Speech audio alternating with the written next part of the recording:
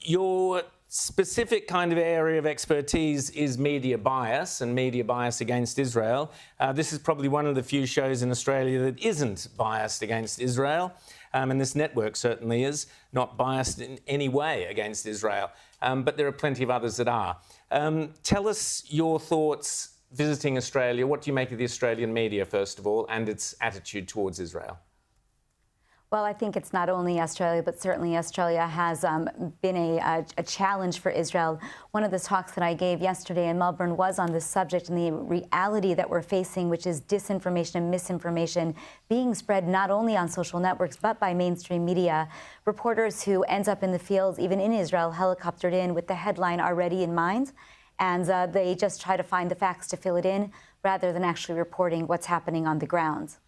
James. I want to also talk not just about what's happening in Australia, but other countries as well. I'd love to get your thoughts on the rise of this Zohran Mamdani character out of New York City here, my hometown. So, Rita was just speaking about her home country. I'm speaking about mine here, where they've just elected this mayor whose attitudes towards Israel seem a bit problematic, including a lot of inability to really come out and condemn Hamas. Are you concerned that in democracies in general, not just in Australia, but more broadly, that this sort of hard left position seems to be hardening with young people on the left? I'm extremely concerned. I'm actually also extremely concerned about Mamdani's win in general. Well, I don't imagine he's going to be able to carry through with a number of the policies that he recommended and ran on.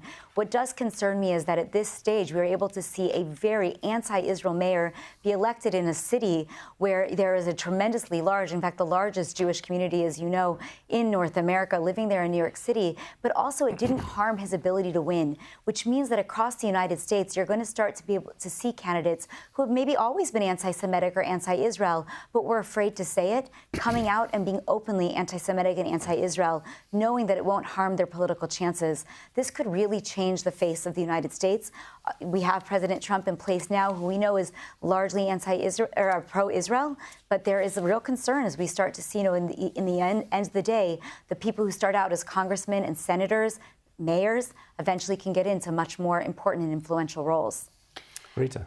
But Maayan, we had, I think, 1 in 3 Jews voting for Mamdani. And at the last presidential election, despite the fact that the Democrats seem to have an anti-Semitism problem, they had the Squad, they had even Kamala Harris declining to select the most qualified running mate in Governor Shapiro because of his background.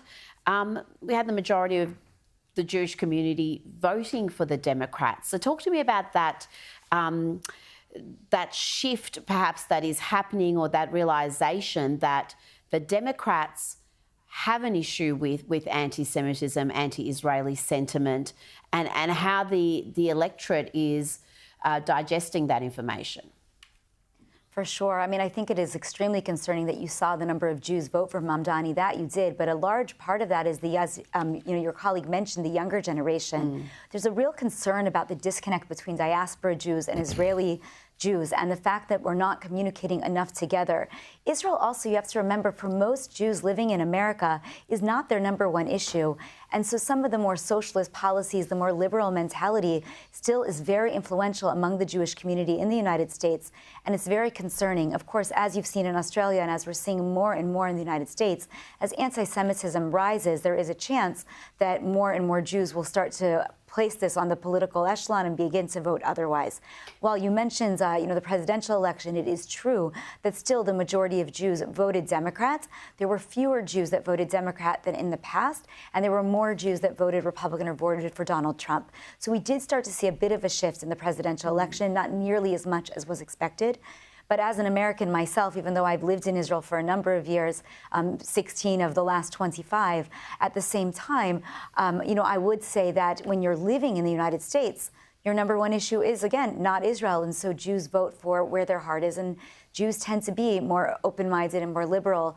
But again, if you live under anti-Semitism and you start to see more violent attacks, it's likely that will start to shift more and more. But it's a slow shift. Now, just on the media bias, the BBC has been found to have institutional bias when it comes to this issue.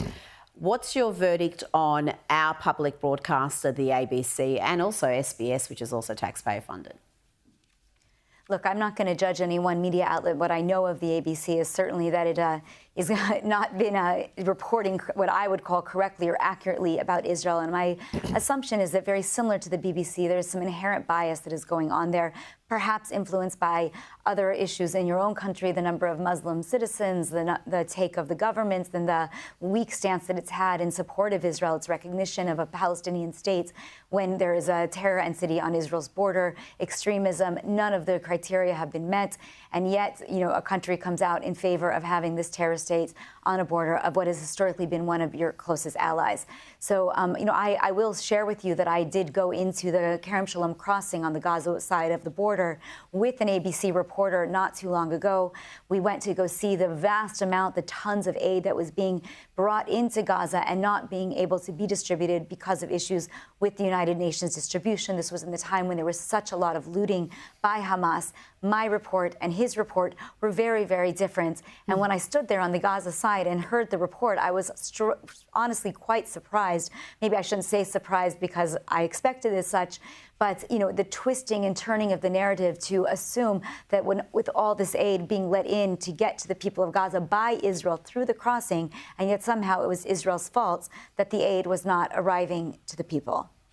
Well, Maayan, I think that's a very diplomatic way of answering Rita's question, but you answered it absolutely spot on. I don't think any of us would have been surprised that the ABC's reporting was very different to yours or indeed reality. Maayan Hoffman, thanks so much for coming on Outsiders. Great to chat to you.